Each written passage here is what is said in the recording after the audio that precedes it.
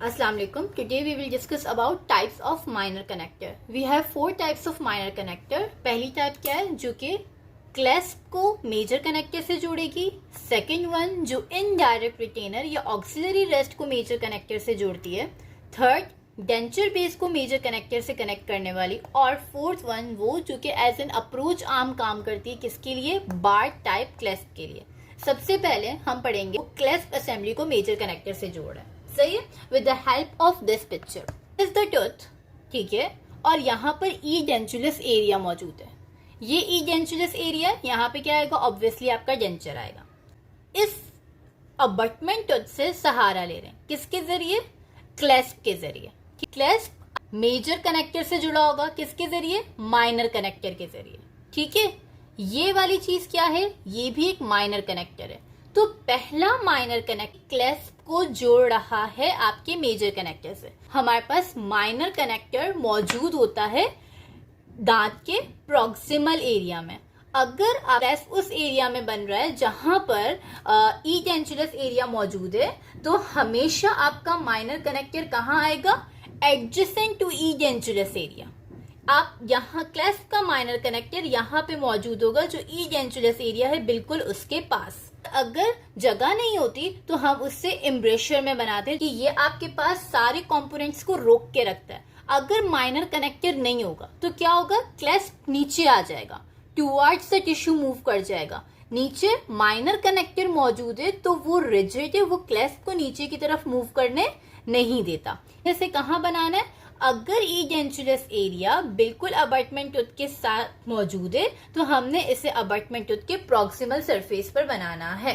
जो minor connector है इसे हम मीजियो डिस्टली इस तरीके से इस डायमेंशन में चौड़ा नहीं बना सकते. क्यों, क्योंकि अगर ये इसकी विड्थ मीजियो डिस्टल ज्यादा हो गई तो आर्टिफिशियल टीथ हम कहाँ लगाएंगे. तो नॉर्मली हम क्या करते हैं, इस माइनर कनेक्टर को बक्को लिंगुअली इस डायमेंशन में वाइड कर देते हैं as compare to mesiodistally. Buccolingually wide होगा, मीजियो डिस्टली वाइड नहीं होगा. इन कौन सा है, वो जो कि इनडायरेक्ट रिटेनर या ऑक्सिलरी रेस्ट को मेजर कनेक्टर से जोड़ के रखेगा. रेस्ट ये है मेजर कनेक्टर, तो वो माइनर कनेक्टर जो ऑक्सिलरी रेस्ट को मेजर कनेक्टर से जोड़ता है मेजर कनेक्टर के बिल्कुल राइट एंगल पर होगा और वो टूथ की कॉन्वेक्स सरफेस पे नहीं बल्कि एम्ब्रेशर में लाएगा. Third type of minor connector जो कि डेंचर बेस को मेजर कनेक्टर से जोड़ा है, इसमें हमें तीन तरीके के अरेंजमेंट देखने को मिलते हैं जिसमें lattice framework, mesh work, bead wire और नेल हेड आ जाते हैं. लैटिस का मतलब क्या है, दो लॉन्गिट्यूडनल स्टर्ट्स होंगे और उसके बीच में शॉर्ट स्टर्ट्स होंगे. लेकिन अगर यहाँ पर इस तरीके से हो जाए, एक इन शॉर्ट चटाई की तरह बन जाए, इस कंडीशन को हम कहते हैं कि ये मैश वर्क है. बीट वायर और नेल हेड में ये होता है कि हमारे पास कंप्लीटली मेटल की प्लेट होती है और उसके अंदर छोटी छोटी सी प्रोजेक्शंस होती हैं like a nail head. Lattice framework सबसे अच्छा है.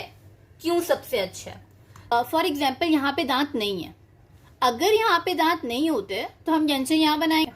तो जब यहाँ पे हम डेंचर की प्लेट देंगे जो कि माइनर कनेक्टर है, हम हमेशा उस माइनर कनेक्टर की प्लेट के नीचे स्पेस छोड़ते हैं. क्यों छोड़ते हैं, ताकि during fabrication of minor connector जब हम उसके अंदर एक्रिलिक डालें तो वो एक्रिलिक इजीली बहुत अच्छे से इसके अंदर पेनिट्रेट कर जाए. ये एक आर्च है, ये ई डेंचुलस एरिया है और आगे आपके पास नेचुरल टीथ मौजूद है. ठीक है. अब इस ई डेंचुलस एरिया डेंचर की बेस बनाएंगे. बेस बनाने के लिए हमारे पास सबसे पहले क्या है, एक माइनर कनेक्टर का फ्रेमवर्क मौजूद है.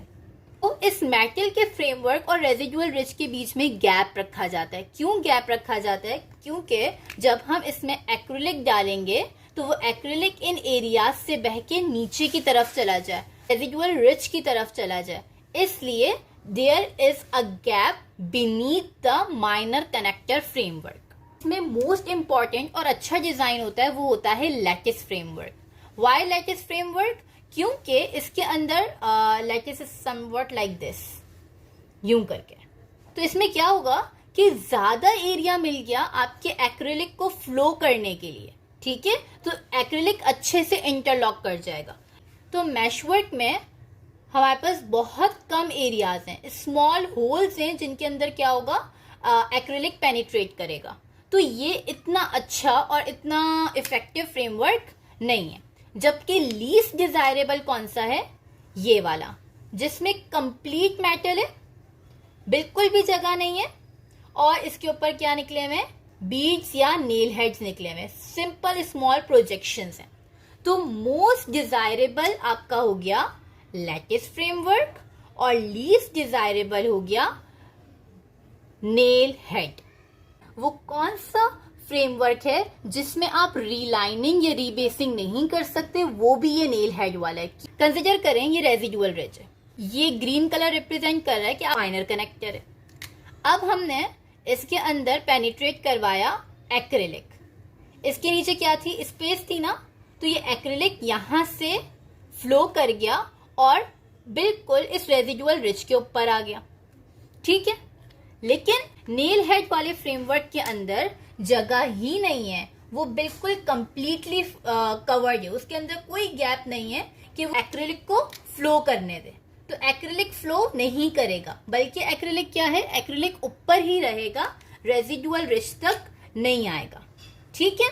तो इस कंडीशन में ये जो नेल हेड वाला आपके पास फ्रेमवर्क है, इसके अंदर रीलाइनिंग या रीबेसिंग नहीं हो सकती। क्यों नहीं हो सकती, क्योंकि रीलाइनिंग जो है वो तो एक्रिलिक की होती है ना, मेटल की थोड़ी।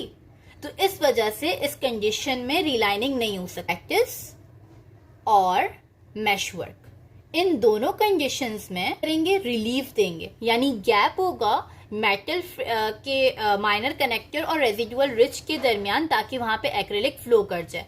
जबकि नेल हेड वाली कंडीशन में हम रिलीफ नहीं देते। नेल हेड में आपके पास जो मेटल है वो डायरेक्ट कांटेक्ट में होता है आपके रेजिडुअल रिज के। जो रिज हील हो चुकी है उस कंडीशन में हम नेल हेड देंगे। इसका नुकसान क्या है, कोई गैप नहीं दिया हुआ तो इसमें रीलाइनिंग या रीबेसिंग नहीं हो सकती। मेटल को एडजस्ट करना मुश्किल है, ये वीकेस्ट अटैचमेंट है। और last topic is tissue stops. Tissue stops क्या होते हैं, यहाँ पर हम इस ही माइनर कनेक्टर में जो आपके पास कवर कर रहा है आपके एरिया को, यहाँ पे हम टिश्यू स्टॉप्स बनाते हैं। What is the reason of making these tissue stops, ताकि एक्रिलिक रेजिन को हम यहाँ पे रिटेन कर सकें, ठीक है। होगा क्या कि जब भी मेटल का फ्रेमवर्क बनाना होता है तो उससे पहले हम वैक्स से काम करते हैं, वैक्स से पूरा फ्रेमवर्क बनाते हैं। तो हम यहाँ पे वैक्स से 2mm का एरिया निकालते हैं, ताकि वहां पे क्या हो जाए, आपका डेंचर का जो बेस है वो इंटरलॉक हो जाए, सही है। और इस तरीके से जो आपका फ्रेमवर्क है वो टूटेगा भी नहीं जब आप एक्रिलिक को उसके अंदर डाल रहे होगे। तो this is the basic reason forming the tissue stop, ठीक है। स्टॉप में हमें क्या पता होना चाहिए, टिश्यू स्टॉप में मोस्ट इंपॉर्टेंट चीज ये है कि इसके अंदर हम जो है वो 2mm स्क्वायर का एरिया रिमूव करते हैं। After completing this we have the fourth type, it serve as an approach arm for bar type clasp. इसमें सबसे जरूरी बात ये कि ये वाहिद माइनर कनेक्टर है जो कि नॉन रिजिड होता है। सारे माइनर कनेक्टर्स रिजिड होते हैं सिवाय इसके जो कि आपके पास बार क्लास के लिए एज एन अप्रोच आर्म काम कर रहा है। ये कॉन्टेक्ट्स द टूथ जिंजिवली, ये जिंजिवा से अप्रोच कर रहा होगा टूथ को, ना कि ऑक्लूजली, सही। This is all about the types of minor connectors.